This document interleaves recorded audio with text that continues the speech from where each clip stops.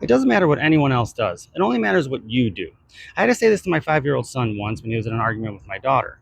I walked in the room, she had said something, he said something, and they were both upset, so I had to mediate. And so I walked up to my son and I said, "What did you do?" And he started off the conversation with, "Well, she said this, and so I said that." And I said, "No, no, no, wait, just stop. I'm not worried about what she did. I just want to know what you did."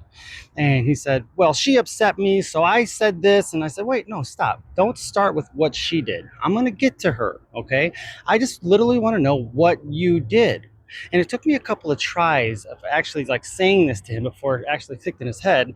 And he just told me, "Well, I called her a name." Right.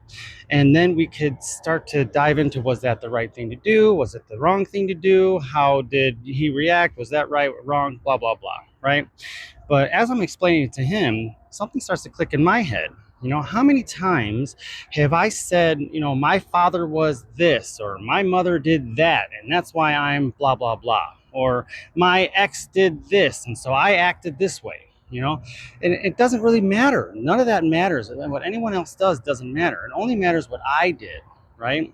Because I can only control myself and my actions.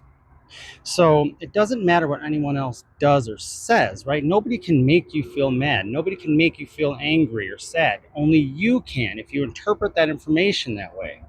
So it doesn't matter what anyone else says. It only matters how you interpret that information. And likewise, it doesn't matter what anyone else does. It only matters what actions you take. And now I run my life by that, right? I don't look to other people's actions or what they do or what they feel to act the certain way that I know is right. Okay, DM me if you have any questions about this thought. Share in the comments what your truth is for your life and how you got there.